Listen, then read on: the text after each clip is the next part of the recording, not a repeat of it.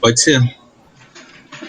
Então vamos aí começar com mais uma Toca no Divã, projeto novo nosso na Toca. Até agora a gente só fez um primeiro tema que foi sobre masculinidades. A gente nem editou e publicou ainda, mas estamos nesse processo.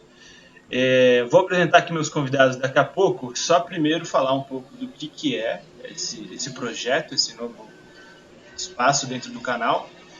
E a ideia do Toque no Divã é falar sobre os fundamentos de algumas das discordâncias filosóficas que a gente considera que são relevantes. Eu por muito tempo, olhando para discussões, eu tinha dificuldade de entender de onde as pessoas estavam vindo, por que elas defendiam o que elas defendiam, crenças, etc. E eu comecei a notar alguns padrões em termos de, às vezes, a personalidade da pessoa está aliada com o discurso filosófico, às vezes pessoas que passaram por histórias parecidas acabam caindo no mesmo campo político. Então eu acho que muito do que se defende em termos de ética ou de moral tem essa relação mais subjetiva, e por isso a ideia do divã é aprofundar nisso, né? Nessas raízes mentais que seja dessa discordância filosófica. E aí vou cortar já para apresentar os dois, mas só para falar do tema de hoje, então, que vai ser o uso legítimo da violência.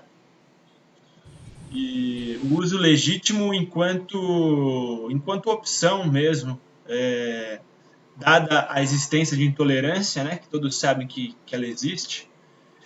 Muitas vezes, algumas pessoas vão argumentar contra o uso de violência, contra a própria intolerância, mais para o lado dos pacifistas, enquanto outros vão argumentar que a violência deve ser sim usada contra a violência, e esse é um dos jeitos, se não um dos mais efetivos.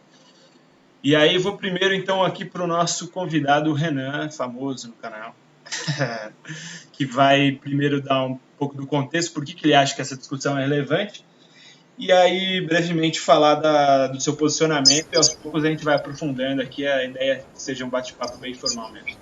Manda bala. Então,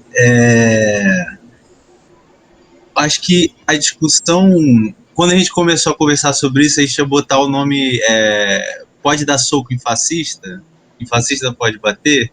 Acho que meio que gira em torno disso. Acho que essa discussão ficou mais na mídia, digamos assim, começou a ganhar mais corpo com os protestos em Charlottesville, dos Estados Unidos, em 2016, acho que foi 2016, que foi amplamente divulgado na mídia, que teve aquela passeata dos caras da moderna KKK, né? Os caras com tocha marchando por Charlottesville, falando vocês não vão nos substituir, we will not replace us. Falaram White Lives Matter, vidas brancas importam. Uhum. E um discurso abertamente racista, né? Eles agora empoderados pelo Trump, essa nova onda dos neofascistas, digamos assim, com Trump, o Bolsonaro aqui, o Modi na Índia, enfim. Aí teve os grupos, começou a, eu acho que cresceu os grupos dos antifas, né? Antifa não é um grupo só, né? Mas as pessoas que se auto-intitulam antifas, e eles iam para lugares em que essas manifestações racistas e associadas a grupos de extrema direita e ligados a os clãs, enfim, eles simplesmente iam lá e batiam nos caras, tá ligado? Os caras iam fazer uma passeata racista, eles se mobilizavam, os antifas, e batiam de frente com eles, né? Aí começou a... E também teve aquele caso, eu já tô me alongando muito, mas o nome do cara era Richard Spencer, que O também cara vira... que deu soco lá, né? Exatamente, o cara tava na câmera lá e do nada o antigo deu um soco.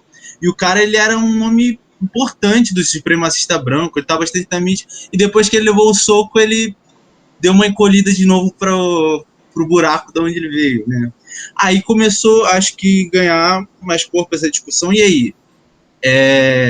O uso da violência, ele pode ser uma tática para a gente conseguir essa luta pela emancipação dos pobres, por mais direitos, por direitos humanos, e é uma questão válida, super válida. Só que eu me considero um pacifista.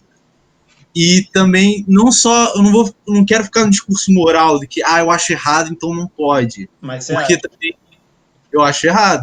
Mas também é muito fácil para mim, branquelo aqui, morando na zona sul do Rio, que nunca tive perto de uma troca de tiro, de tiroteio, nunca o policial apontou uma R15 para mim. É fácil falar, gente, não se revoltem, vamos dar as mãos e criar consensos.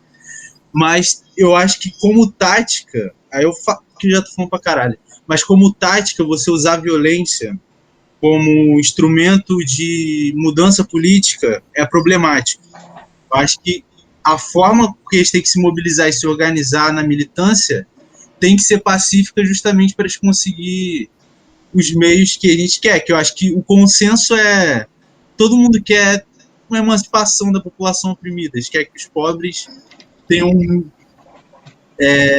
capacidade de subsistência, né? Igualdade de oportunidades para todo mundo, tenham qualidade de vida e, sei lá, criar relações sociais que fortaleçam a liberdade, direitos humanos, enfim. Todo mundo você está falando que os fins são muito parecidos, se não os mesmos, né? Eu acho que esses consensos existem. Que, exatamente, os meios, como que ele vai usar, como que ele vai chegar aí, qual que vai ser a tática da militância para isso. Uns defendem isso, aquela famosa frase, não confunda a violência do oprimido com a violência do opressor. Faz todo sentido, sabe? Só que eu vou falar isso mais depois, já falei pra caralho, que eu não consigo ser sucinto, o Proenço já tá ligado, quem viu os vídeos aí da Top já tá ligado, que eu sou uma matraca, mas eu acho que como tática, o uso da violência em manifestações na militância, em formas de construção de novas vias políticas, é problemático e não vai levar a gente para os fins que a gente quer. Beleza. Ouviu o Pedro aí, vamos ver o que ele tem para falar sobre seu pacifismo. Bom, só antes aqui, para saber como que tá aparecendo o meu nome, porque às vezes ele fica só uma siglazinha, assim, não sei se... Não, para mim é que tá aparecendo, mas deixa eu só te apresentar também, é que não apresentei o Carioca porque ele é da casa, né? Mas o Pedro aqui, só para eu apresentar para vocês, é Pedro Litvin, não é isso, Pedro? E ele é antirracista e museólogo. Se você quiser também complementar um pouco da sua formação aí, fica à vontade, cara. A palavra é tua. Bom, obrigado aí pelo convite, né, para essa conversa. E uso legítimo da violência, né? Não conheci o canal de vocês, mas acho que, respondendo essa primeira pergunta, acho que é fundamental, né, que a gente debata aqui sobre questões como as que já vêm sendo discutidas no canal, né, sobre masculinidade e, enfim, sobre violência. Eu acho que a presença dela na política, ela nos preocupa, né, então por isso que devemos falar sobre violência, assim como devemos falar sobre masculinidades, né, até porque não sei se é possível que a gente fale em violência no singular, né? Então, existem várias violências, várias expressões da violência. Então, hoje, pelo jeito aqui, a gente vai se ater mais à perspectiva mais da influência da violência nos meios políticos, né? Não apenas partidários, mas, enfim. E, enfim, acho que vamos ter um bom debate aqui. Beleza. Você quer colocar mais alguma coisa só em relação ao que o Carioca já trouxe, ou você prefere um momento posterior no debate? Porque se você quiser já colocar, por exemplo, o Carioca saiu falando, né? Falou que não concorda, etc, etc. Se você quiser falar o porquê você tem a posição que você tem, já seria interessante da gente aprofundar. Mas aí, você que sabe. Eu acho legal a gente seguir não quero adiantar o roteiro de vocês, né? Mas eu acho que é interessante o que ele trouxe, né? dessa questão aí de Charlottesville, né, a Ku Klux Klan nos Estados Unidos, tendo uma mobilização muito mais organizada lá, comparada aqui no Brasil, né, então é sempre uma análise de um contexto específico, né, apesar de que a gente vai poder problematizar questões mais filosóficas, né, mas eu acho que ao mesmo tempo a gente vai analisar também como isso se expressa na materialidade, né. Então, é, esse Richard Spencer que ele falou, não conheço muito, com muita profundidade, conheço mais a partir daquele documentário da Vice sobre os Eu antigos. vi, puta, esse documentário é bom. O cara se infiltrou, né, no movimento fascista. Sim, então, a princípio me parece ser uma tática adequada, né? Porque, a despeito de eu também me considerar um pacifista, eu acho que para ser pacifista é necessário estar muito bem preparado, né? Uhum. Para ser uma pessoa pacífica, né? Melhor até. Então, me guiando pelo que esses depoimentos desses antifascistas expressam, eu acho que a ideia é que todo mundo se mantenha no pacifismo, né? E não tenha que utilizar da violência, né?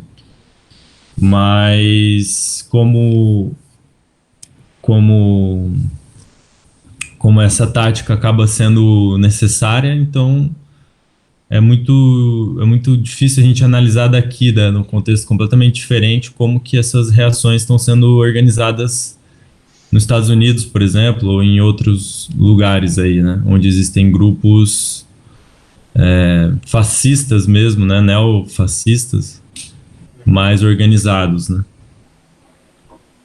Eu acho legal essa questão que você traz, até para a gente quebrar alguns preconceitos, mesmo dentro da própria esquerda, de imaginar que existam movimentos organizados que têm a violência enquanto método.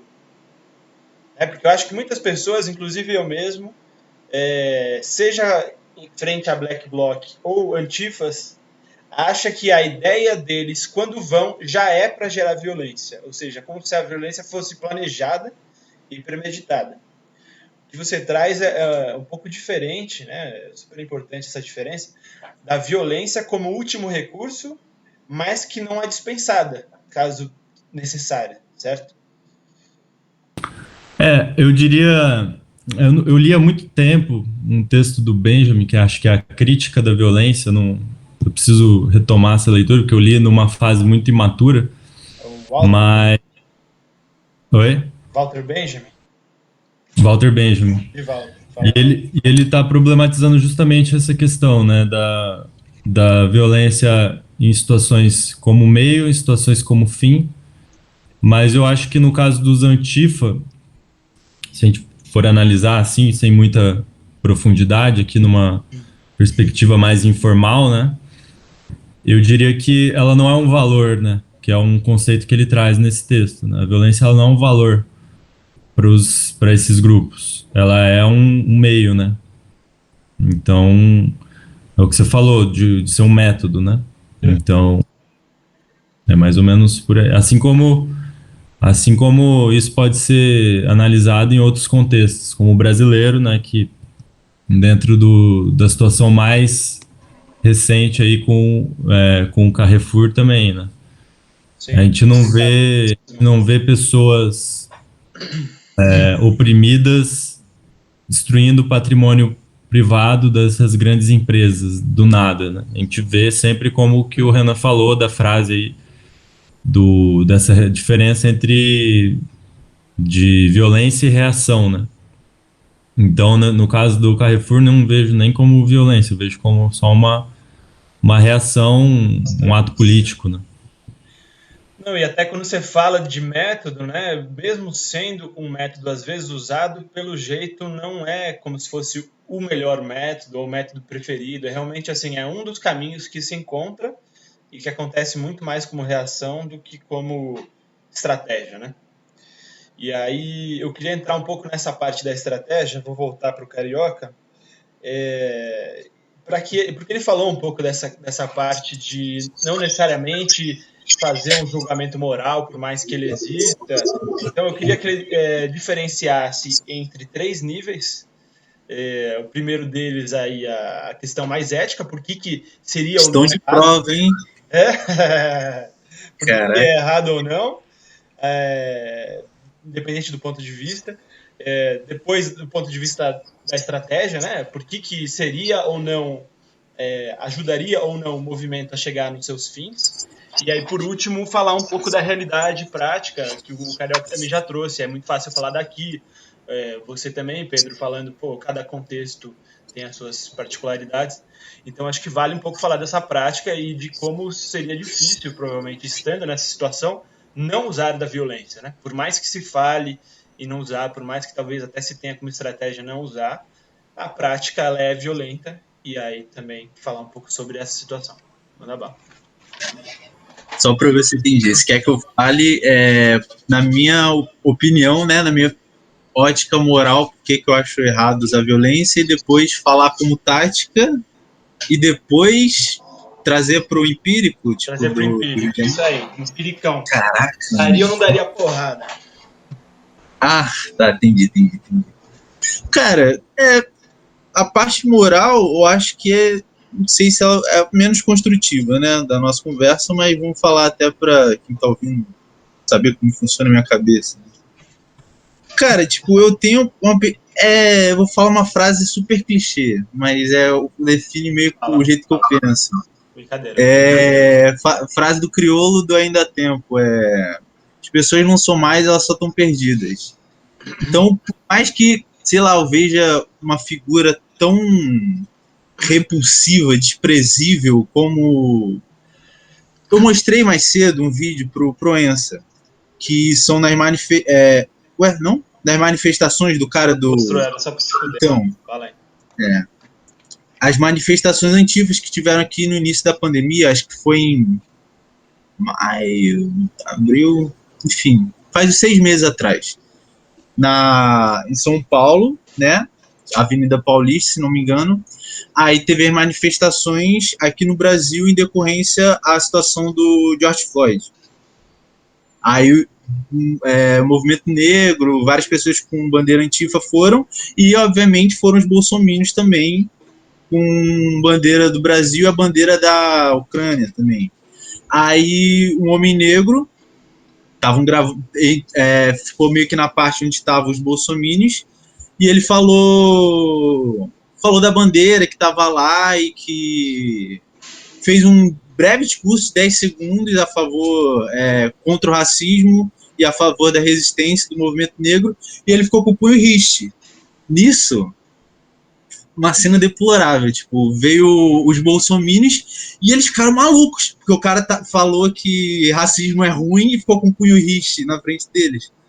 Aí começaram a mostrar o dedo pra ele, xingando ele pra caralho, e depois começaram a gritar mito do lado dele, sabe, de uma forma ultra violenta.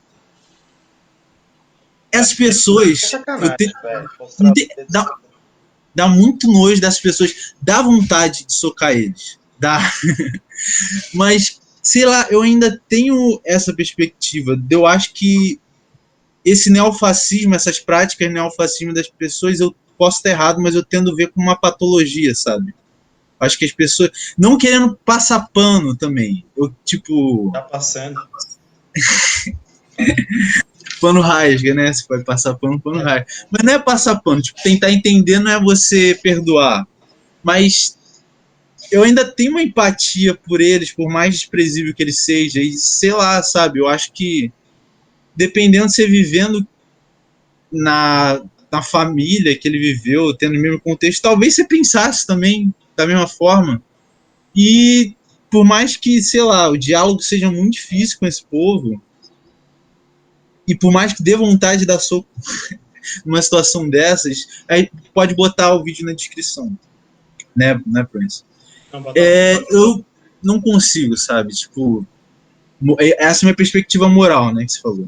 Agora vamos para, Você quer falar mais alguma coisa nisso? Acho que não sei. Não, eu talvez seja bom, só para dar essa revezada, que sempre dá uma cortada maior, de fazer a sua ética e a dele, e aí a gente vai para moral, não é ética. Moral. Essa é uma definição importante, mas foda-se. Cara, eu achei duas coisas interessantes da sua fala. Primeiro que você traz essa situação, e aí eu já jogo como pergunta para o Pedro. Você joga uma situação em que o cara tá ali e as pessoas ficam em volta e elas são claramente revoltadas, elas querem fazer alguma coisa. Eu queria saber do Pedro se nessa situação, por exemplo, na opinião dele, seria válido o cara já bater de volta ou não? Você teria que esperar o primeiro soco vindo na cara. Como é que funciona normalmente esse primeiro surto de violência? Quem é que começa, tá ligado?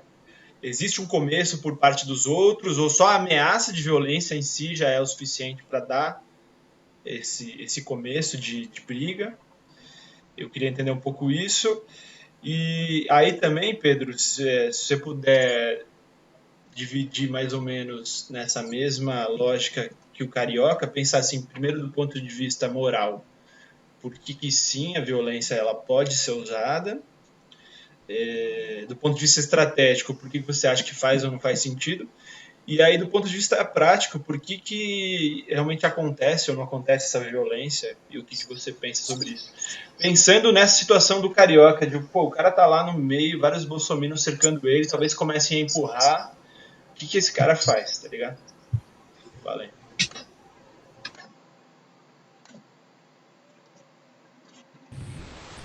Bom, em relação ao vídeo aí que viralizou, né? Eu acho que naquele momento ali, primeiro que é muito difícil a gente aqui, né? Do nosso lugar de fala avaliar exatamente o que deve ser feito ou não ali, né? Por parte daquele militante, um homem negro, né?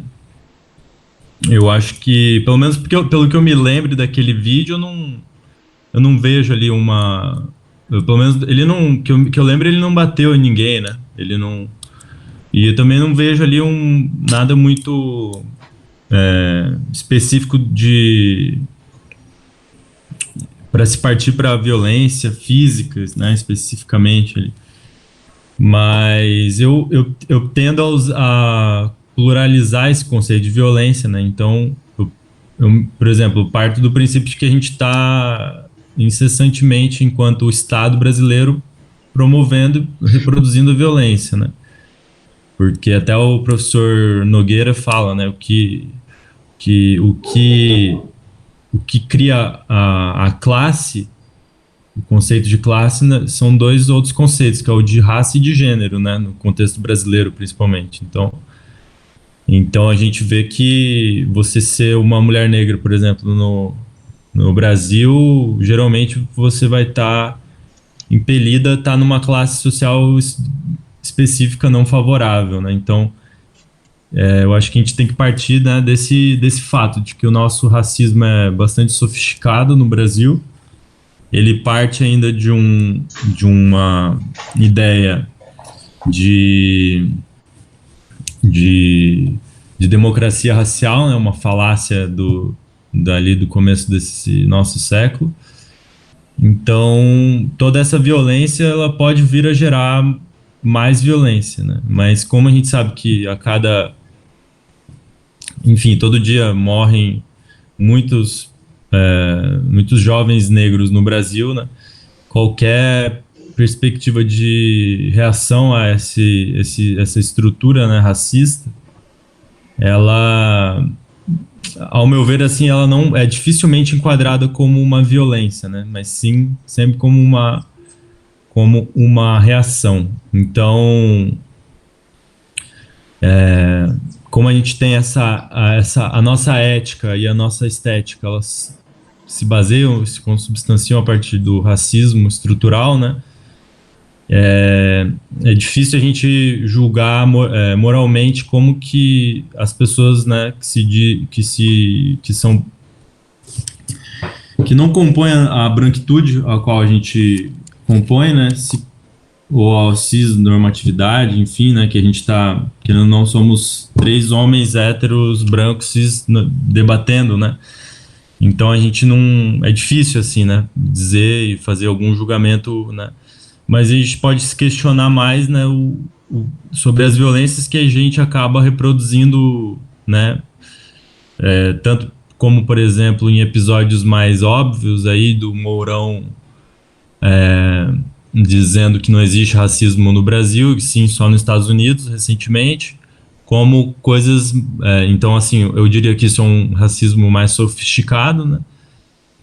E, diga-se de passagem, o partido do Mourão, PRTB, né, se não me engano, da Renovação Trabalhista brasileira, ele estava se articulando há poucos anos atrás com a Frente Nacionalista, né, com vários grupos neonazistas e neofascistas promovendo um evento chamado Dezembrada.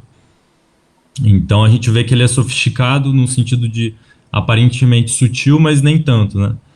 E aí, ao mesmo tempo, a gente tem o Bolsonaro numa live em que ele comete crime eleitoral dentro do Palácio do Planalto, usando da estrutura pública para ser racista com uma convidada que ele tem lá na live dele, né? Sei lá, algumas semanas atrás ele chamou ela de... Você tá torradinha, hein? Uma mulher negra, né? Que se apresenta na live. E aí ele fala, você tá tostadinha, torradinha, alguma coisa assim, né? Então, a gente tem sempre que lembrar o óbvio, eu acho, né? E entender que lá nos Estados Unidos é uma outra realidade, então esses métodos e estratégias de reação aqui no Brasil, eles acabam sendo aparentemente mais leves, né, ou menos agressivos, como é o caso do que o Renan falou de Charlottesville, lá que aparece até no fim do filme Infiltrado na Clã, né? Então, assim, lá eles têm uma outra polícia, se não me engano, nem é militarizada a polícia de lá, né? Então, enquanto que aqui a gente tem ainda uma polícia que segue essa mesma lógica da eugenia de Mourão, né? De um militarismo eugênico, genocida, né? Então é muito mais difícil, né, de se reagir a essa violência estruturada, né? Então, eu não sei exatamente o que você queria que eu dissesse no terceiro ponto da sua pergunta, assim. Não, mas cara, você respondeu bem. Eu vou até dar uma esclarecida. Depois eu volto para você. Mas fez muito sentido o que você falou, pelo menos para mim. Aí, enquanto estava falando, acho que eu e o Carioca só tava concordando assim, falando, cara, é isso mesmo. Mas o ponto que eu acho que você traz vários, né? Vários importantes. O primeiro deles que eu queria falar, você traz essa questão do local de fala e, óbvio, acho que essa é a primeira coisa a se reconhecer de onde estamos falando, né? As pessoas falam, às vezes, em local de fala. Que eu não citei, que é um conceito que eu aprendi com a Djamila Ribeiro, né? Pode crer, da hora. E o de racismo estrutural eu aprendi com o Silvio Almeida, né? Interessante.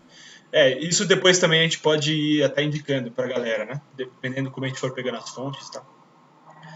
Mas aí, primeiro, essa ideia do local de fala. Isso eu escutei de uma amiga minha de militância, né? Espero que eu não expresse de maneira inadequada. Mas as pessoas normalmente entendem local de fala como se fosse um tipo de censura, né? Ou até uma limitação do diálogo, da argumentação. Sendo que eu acho que no livro da própria Djamila, se eu não estiver enganado, ela coloca que não, no fundo é um processo de inclusão, sim, e de diálogo de todos, contanto que se tenha consciência de onde se está falando. Então, assim, não é que o branco não pode participar de um debate que fale sobre negros, por exemplo. O branco, ele pode falar. A questão é saber, mas quem é esse que está falando? Qual o peso dessa voz aqui nesse debate? E por que será que ele tem a visão que ele tem? Ou seja, é muito mais uma inclusão crítica do que uma exclusão, né? Eu acho que todo mundo deve estar ciente de uma série de debates, mesmo aqueles que não são exatamente do local específico da onde a pessoa está escutando, falando, etc. Então, primeiro, legal, gostei disso que você falou. Até no de masculinidades a gente comentou que o único local de fala nosso era de machos brancos, héteros, cis, etc. Por isso que a gente optou por um tema também mais ligado a essa experiência nossa pessoal. Mas a gente pretende entrar, sim, em outros temas, né, cada vez, talvez, até mais distantes ou mais complexos, tendo esse cuidado de saber de onde a gente está falando, né? Isso é importante trazer. Outra coisa que você traz, que eu gosto bastante, que você já tinha falado no começo, é essa coisa da violência no plural. Entender que existem vários tipos de violência, dos mais explícitos e diretos, seja violência física ou violência estatal, da polícia, até os mais sofisticados e camuflados mesmo, né? Violência simbólica, questão aí de linguagem, que a gente discutiu um pouco no quadro passado, né? Pequenas palavras que você usa que, na verdade, contêm coisas muito venenosas, né? E muito, muito tóxicas, assim, de uma história nossa que ela é repleta de violência. Então, acho que é super válido falar. Eu queria, antes de te esclarecer esse último ponto que você tinha perguntado, né? Do ponto de vista moral, estratégico e do ponto de vista prático, na verdade, que eu tinha perguntado, antes de chegar nisso, eu queria entender um pouco para vocês o que vocês entendem por violência ou violências. O que para você é isso? E aí, pode dar um exemplo pessoal, pode dar, talvez, o primeiro momento que você sacou assim, puta, isso é violento, isso é violento. Ou que começou a fazer sentido falar em violência, sabe? Aí começa aí também, quem quiser.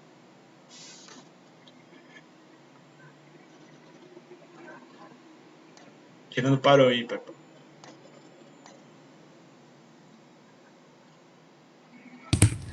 Não, eu posso só começar aqui já então falando só para deixar mais nítida a questão, que eu também concordo que todos temos local de fala, né?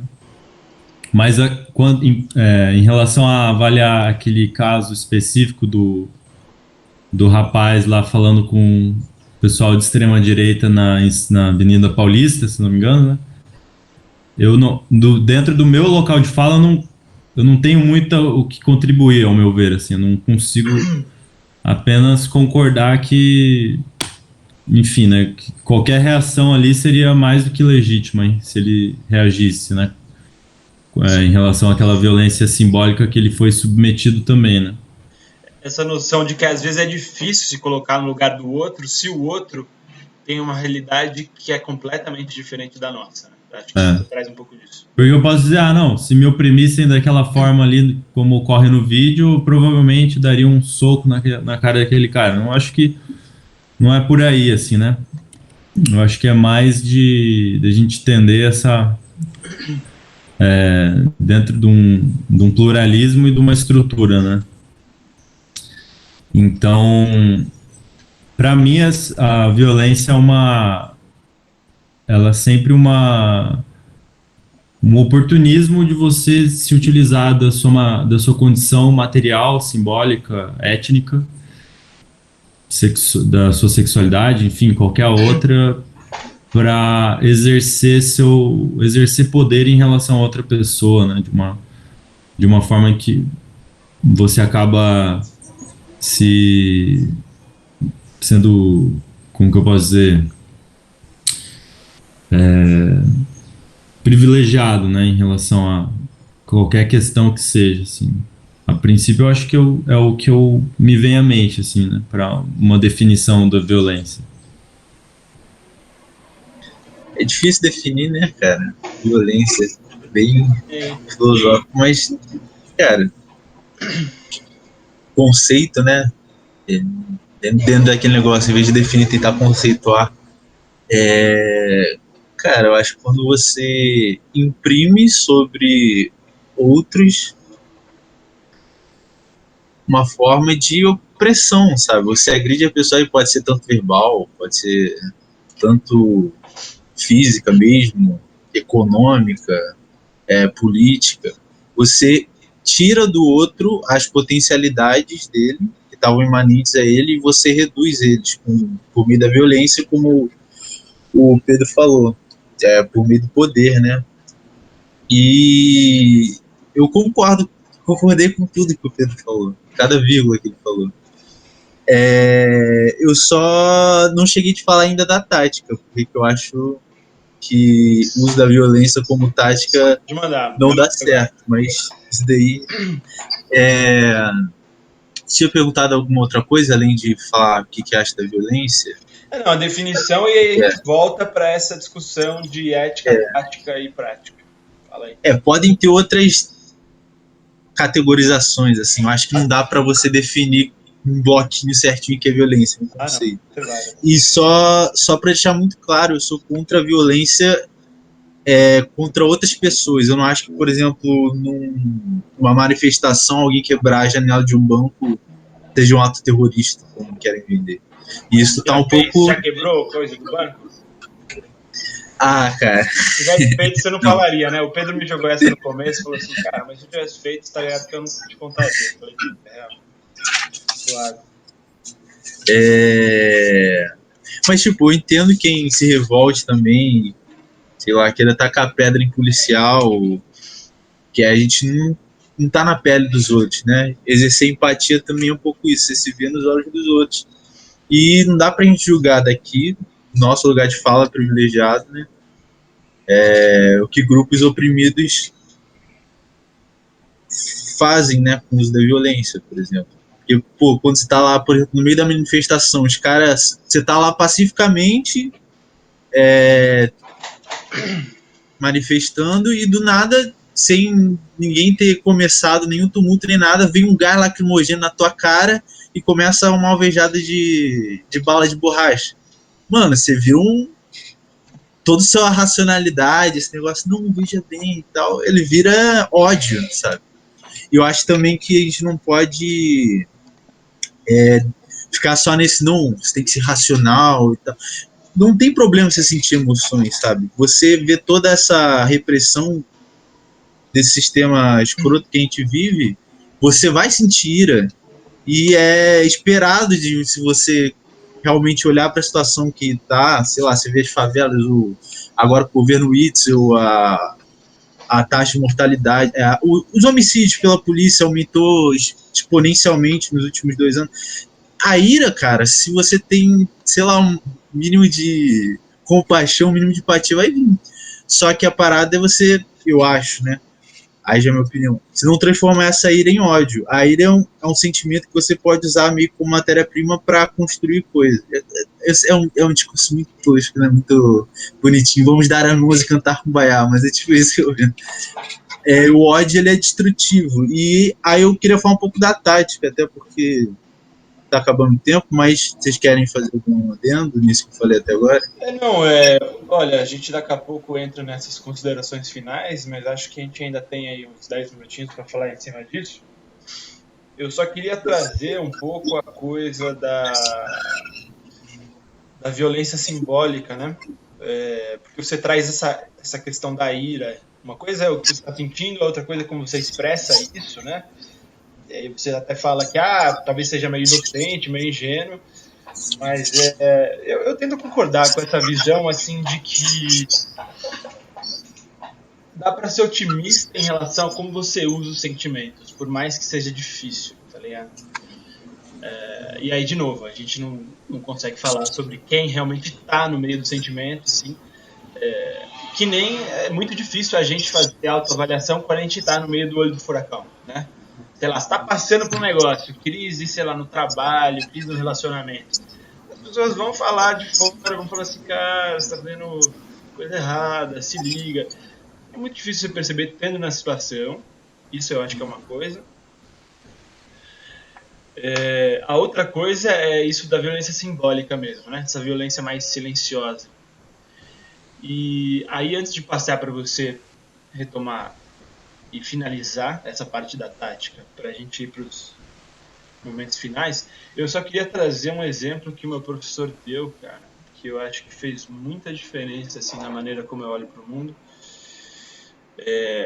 Foi um exemplo, eu fiz um ano de Ciências Sociais, Eu acho que eu nem me apresentei, né? Mas a última vez eu devo ter apresentado, então, de boa. Mas eu fiz um ano de Ciências Sociais e aí teve uma aula que foi exclusivamente sobre violência simbólica e essa aula começou desse jeito bem diferente, assim, que foi... Todo mundo estava entrando na sala e o professor ele tinha preparado a sala em um esquema bem diferente, assim, porque as cadeiras não estavam ali do jeito típico, sei lá, cadeiras de um lado, o professor do outro.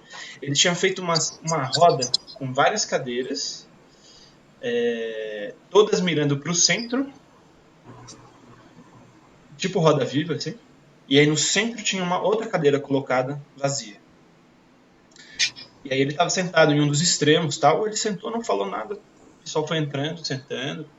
Começa aqueles cochichos, né? De, mano, o que tá acontecendo? Que porra é essa? E você percebia quase que materialmente a tensão no ar subindo e descendo. A galera olhar para aquela cadeira no centro e ficar imaginando assim: primeiro, por que isso existe? Segundo, o que eu tenho a ver com isso? Terceiro, espero que ele não me chame, esse cara, e me bote no meio. E aí o professor ele ia olhando, assim, tipo, era um professor bem sacana mesmo, que ele ia olhando, assim, às vezes ele parecia que ele ia falar alguma coisa, tipo, chamar você, assim, e aí ele voltava. Nessas vai dando aqueles frios na barriga e tal, principalmente pra galera que é mais tímida, né? E eu já tinha visto coisas desse tipo, assim, né? Tem uns vídeos no YouTube um pouco sobre essa parte de como se sente um clima dentro de um ambiente social. Mas ali ele pegou isso, aí de repente ele tirou a cadeira. Foi pro meio, tirou a cadeira e botou ela para fora da sala e falou assim: vamos começar a aula aí, pessoal. No que ele tirou a cadeira, imediatamente todo mundo respirou, deu uma aliviada, voltou para a aula e a coisa desapareceu mesmo. Assim. Isso é só para falar que não cabe às vezes afirmar que uma impressão subjetiva ela só existe ali no subjetivo.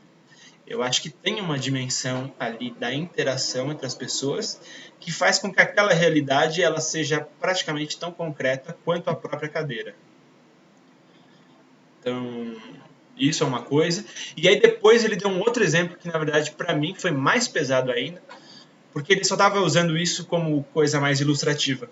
Mas aí ele começou a falar sobre nazismo, e o nazismo, eu acho que é o exemplo histórico que todo mundo fala, assim, pô, você quer falar de violência? Vamos falar de nazismo. Dificilmente alguém defende, né? Pelo menos eu não conheço. Teve um cara lá que apanhou, mas eu espero que seja uma minoria. E aí, quando ele tá falando de nazismo, ele deu outro exemplo de violência simbólica, que era mais ou menos o seguinte, deixa eu só ver se eu não tô falando demais agora. Não, beleza, 5 minutinhos. O exemplo que ele deu de violência simbólica no nazismo foi o seguinte, assim, várias violências, de novo, né? Mas ele contou sobre um caso, um método de matar, que tinham vários também, né? Vários métodos para acabar com os judeus. Mas um dos métodos que eles utilizavam, aí eu não vou saber se é verdade, né? Mas que nem sempre você tem os textos, as inscrições. Eles botavam 2 judeus lado a lado, um do lado do outro. Nisso eles pegavam uma arma e metiam na cabeça de um deles e davam um tiro na frente do outro cara, para o outro cara ver, né? Olhava assim e falava, eita.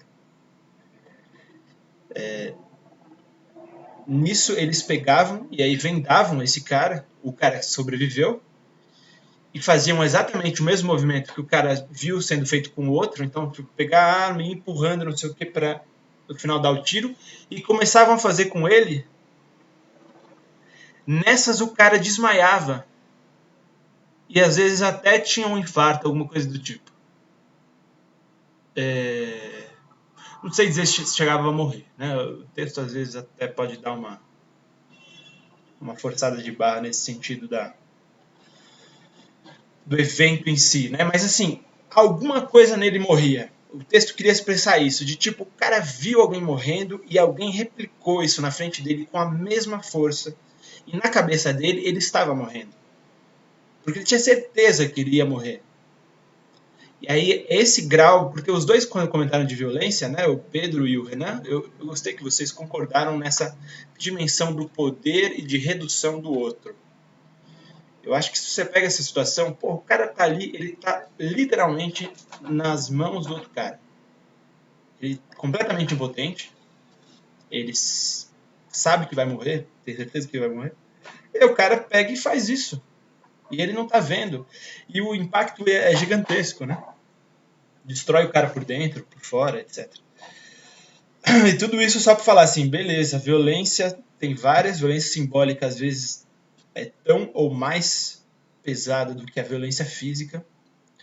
E aí eu queria que vocês fizessem as considerações finais, trazendo um pouco tudo isso. Pode trazer de novo a tática, terminar o raciocínio, eu acho que eu vou até voltar para o Carioca depois que eu terminar de falar. Mas, voltando para esse aspecto assim, de como você lida com tantas violências que acontecem simultaneamente. Algumas violências são maiores do que outras. Como é que faz? Porque aí também o Carioca traz isso da opressão e do oprimido, e para mim faz todo sentido. Mas é que o opressor parece que nunca percebe a própria violência que causa. Então, trazer um pouco isso também. O que a gente faz com tanta violência, tá ligado? É isso. Carioca, mano. Vai que é tua. Tô digerindo ainda, foi muita coisa. Foi mesmo. Cara, gostei muito do que você falou, tipo. Eu ainda tô meio perdido, assim, tentando encaixar dentro desse contexto essas Não, relaxa. histórias. Vai falando, Mas, se quiser dar uma pausinha. Pausinha às vezes é bom, né? Tipo, live assim, para. A gente pode dar um minuto só de... a gente tá acostumado com esse negócio de internet, tudo, ainda mais o tempo que a gente tem que ficar olhando e falando, vai, só vez. Vai. O que você pensou? O que você sentiu? Não tem essa. Tipo, essas nuances, assim, de violência em todos os aspectos. Aí você botou da cadeira lá, como aquela percepção coletiva de só de ter um símbolo ali da cadeira, e não sei se caracterizaria como violência, mas tipo, aquela angústia, né? De tipo, ih, caralho, vai me chamar. Aquilo, não sei se eu caracterizaria como violência, mas é aquela angústia que está sendo compartilhada coletivamente, né? Até o momento uma redução do ser psíquica, do caso lá do nazismo, do judeu, que você imprimiu contra ele, né, sobre ele. Aí, de novo, não sei se caracteriza como violência, mas você imprimiu sobre ele a percepção de que ele ali não era nada.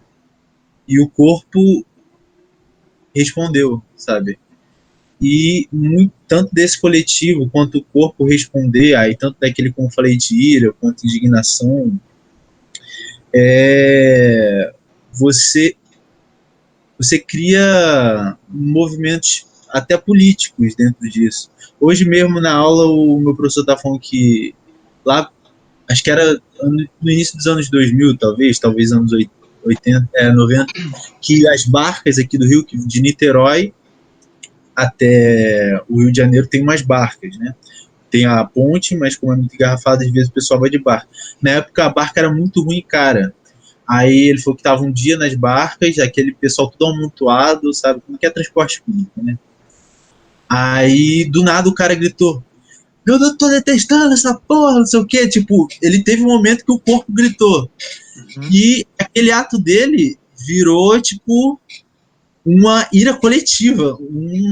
Aí todo mundo começou a querer quebrar as barcas e tudo. Então é meio que isso, sabe? Tipo, a gente tá inserido, né, numa coletividade e é uma troca, né? É uma coisa meio spinozana, tipo, você mexe muito tanto quanto o mundo te mexe e vice-versa. E é um pouco disso. E dentro disso, tentando puxar disso daí para o que eu queria falar da Tati. Fala, sei lá, manda aí.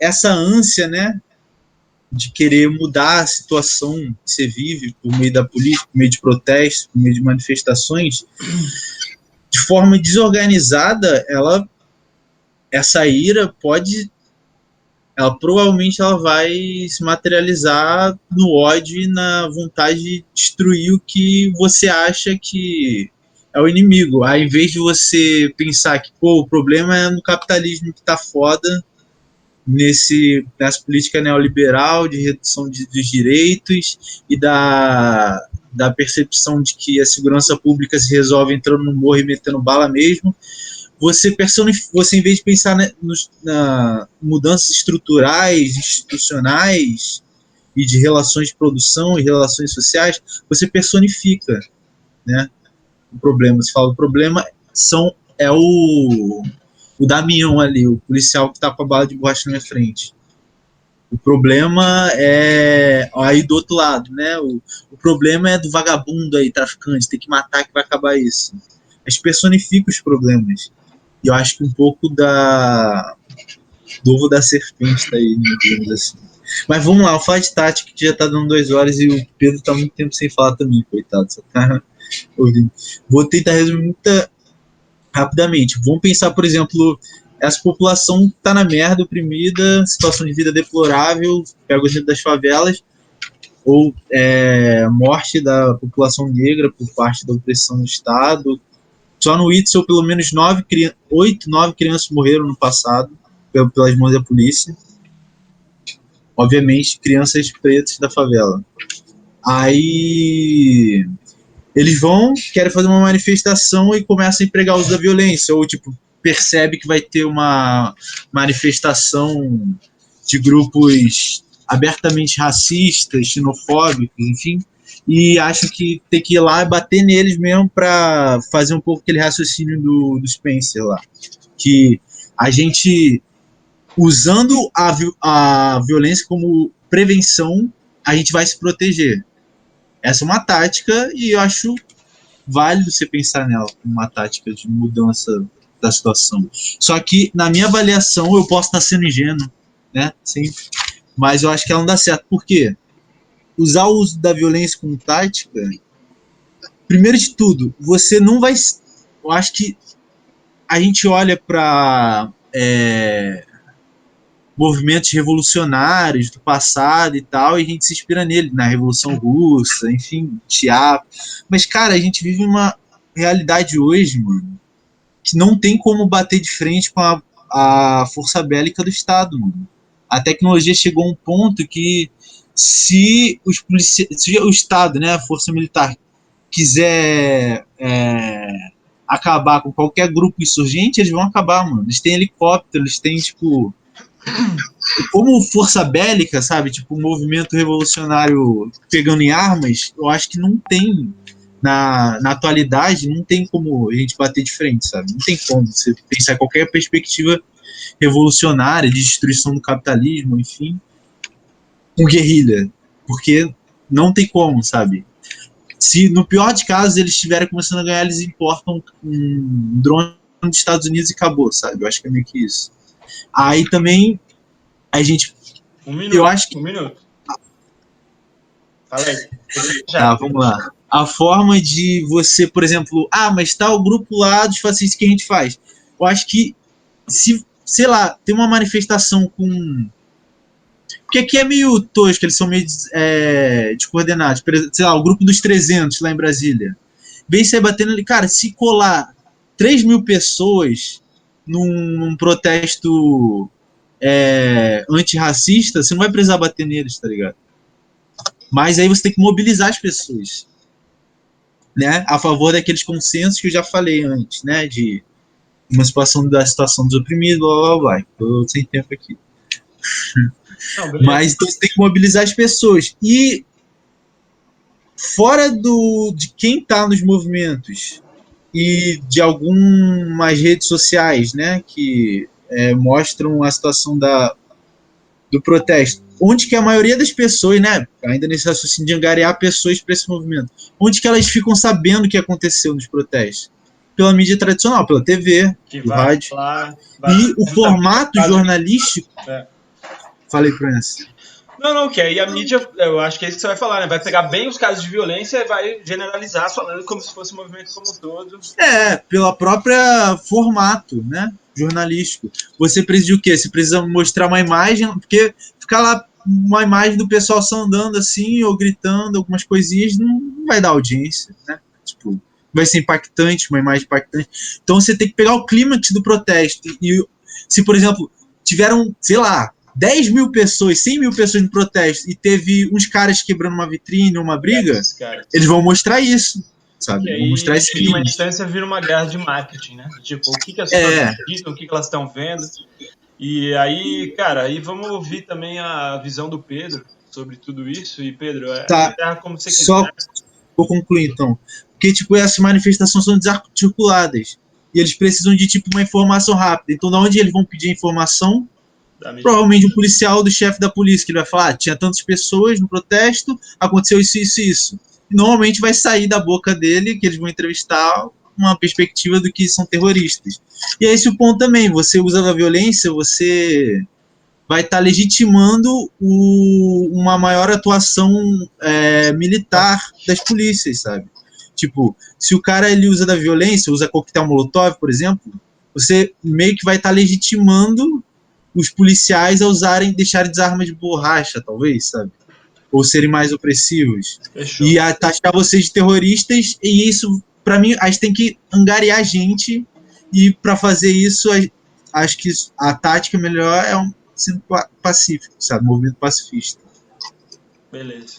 Vai lá, Pedrão. Desculpa, só a última coisa. Não. Eu acho muito importante. Última coisa, eu prometo. Acho muito importante Black Bloc, tá? Porque normalmente esses movimentos mais pró-direitos dos oprimidos são mais oprimidos pela polícia. Os Black Blocs são fundamentais em qualquer protesto para defender a integridade física das pessoas, tá? Isso é um ponto importante deixar claro. Valeu. Enfim, sobre a questão, antes de entrar na questão tática, né? Eu não sei se aquela hora ali ficou gravado quando a gente estava conversando aqui sobre de onde eu tô, né? Que eu tô em Santa Catarina, aqui em Florianópolis. Então, aqui, para analisar o Brasil, e se possível partindo daqui, né? É interessante a gente lembrar que a região sul do país, ela é uma das mais nazificadas, né? Já foi a cidade de Timbó aqui já foi um dos maiores centros do Partido Nazista no Brasil. O Brasil, antes mesmo de existir o nazismo, já tinha o maior partido nazista fora da Alemanha no mundo, né? Então, isso em 1928, se eu não me engano, ali entre a década de 20 e 30 já. Então, assim, antes de falar sobre tática, né? A gente tem já, ao meu ver, um processo de nazificação aqui das instituições catarinenses, né? Principalmente se a gente pegar como exemplo a absolvição, se não me engano, há 1 ou 2 anos atrás, de jovens, né? Porque quando são brancos, são jovens, não são marginais, criminosos, mas enfim, mas jovens ali do Vale do Itajaí, da cidade de Itajaí, que foram absolvidos por colarem cartazes de parabéns Führer, né, no dia do aniversário do Adolf Hitler. Então a gente tem tanto esse processo de nazificação do judiciário aqui já em curso. Eu acho que 2 exemplos são bastante emblemáticos, né, e tem um peso bastante grande. O segundo exemplo é o caso de como a gente viu a Mari Ferrer sendo tratada ali pelos dois, pelo advogado e pelo juiz, né? Principalmente em relação à postura do advogado e à omissão do juiz. E então, assim, a gente já vê que essa violência enquanto valor de grupos nazistas e neofascistas, neonazistas ou fascistas, eles já estão sendo ressignificados em outros movimentos que a extrema-direita conduz aqui, entendeu?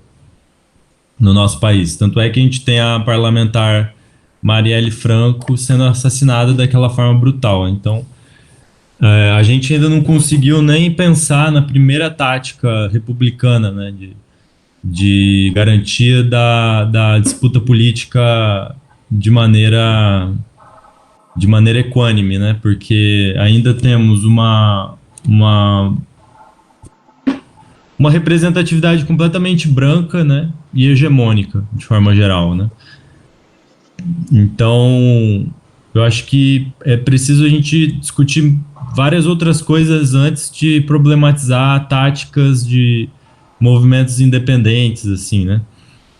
Porque como os próprios antifascistas que eu já pude ouvir colocam, não há um valor pró-violento, né, na ética deles. Existe na verdade essa tática, ela é meramente uma necessidade que acaba acontecendo. Com certeza deve ter alguma pessoa ou outra que deve gostar e tal, mas eu acho que gostar de violência, de briga e tal, né? Mas eu acho que não deve ser a maioria, não é por aí que a ação deles ocorre. Eu mesmo conheci o movimento antifascista aqui de Florianópolis numa atividade em que eles era um evento cultural, assim, que eles estavam ensinando a fazer bateria de tambores e tal, distribuindo comida de graça para a população em situação de rua. Então é muito fácil estigmatizar, né, esse movimento, que ele, na verdade, o antifascismo, ele nasce na Europa, na Alemanha, né, com o Partido Social Democrata, né, reivindicando o antifascismo, né, junto com outras pautas deles.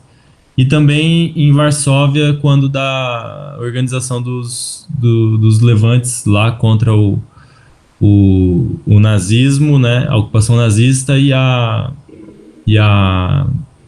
inanição da União Soviética em relação à ocupação nazista na Polônia. Então, essa inatividade também pode ser colocada como uma expressão de violência, né? O não posicionamento, o silenciamento gera um endossamento, né, do discurso que a gente está tentando combater. Então, deixa eu ver aqui, eu fiz umas anotações aqui. Então a gente tem essa estrutura, né, política já e institucional, jurídica, nazificada, né, por assim dizer.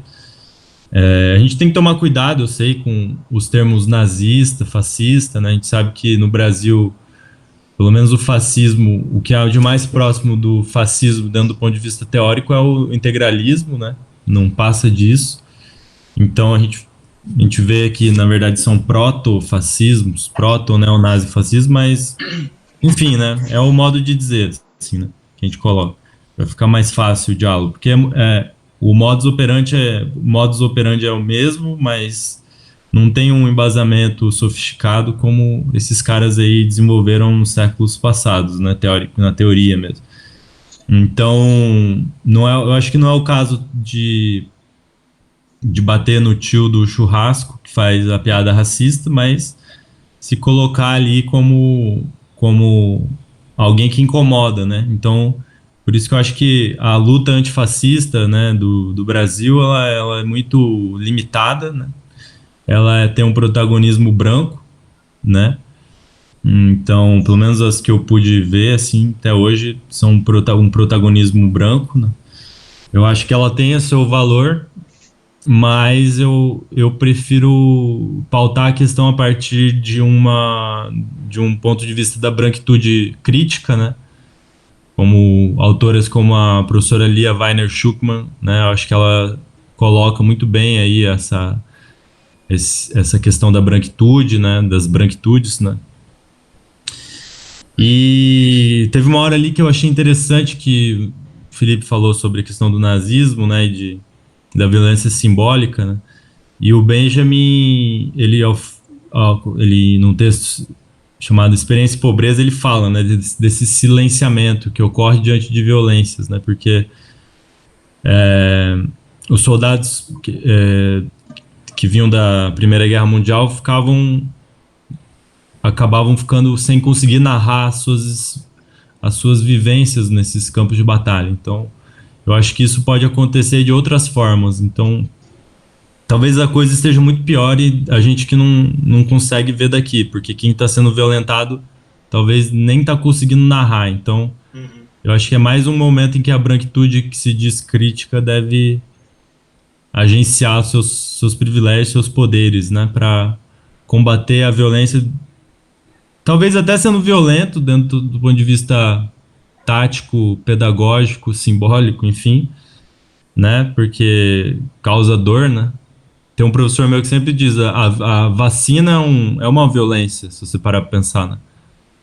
Um ferro perfurando sua pele, né. Então, mas ela é uma violência pedagógica, né? Uma violência pedagógica não, mas uma violência que está de acordo com um bem comum, né, da sociedade. Então, às vezes, ela vai acabar sendo inevitável, né? E o próprio o Popper, né, que tem aquele paradoxo dele lá, que é famoso aí na internet, né? Ele fala do enfrentamento de tendências de valor violento a partir da violência como um paradoxo necessário para que exista de fato uma democracia, mas enquanto a gente tiver tanto coisas descaradas, né, como a governadora daqui não se posicionando firmemente contra o nazismo, né, porque o pai dela é um historiador revisionista da história, e a gente tiver um parlamento que sem representatividade de mulheres negras e pessoas negras e outros grupos não hegemônicos aí. E, enfim, né? A gente vai ter que discutir coisas. Eu acho que, assim, enquanto a gente não tiver isso, nem cabe direito discutir muito sobre tática. Porque o absurdo, a barbárie, ela é tão generalizada que parece que a gente não conquistou ainda nem o básico, né? Vamos deixar aquele momento de silêncio só pra... Cara, é isso, né? É meio estado de guerra mesmo. E aí só pra falar pro pessoal que tá assistindo, né? Eu primeiro agradecer ao Pedro aí, se dispôs a vir, falar da sua história e tal. O Carioca eu nem vou agradecer. Não, brincadeira. O Carioca também, pô. Nunca é fácil tocar em assuntos que são assim sensíveis, né? E a própria violência, ela tá presente na comunicação. Então, quando a gente vai tentar falar sobre ela, já gera violência, gera medo, não sabe como as pessoas vão interpretar. Então, agradecer vocês por ter colado.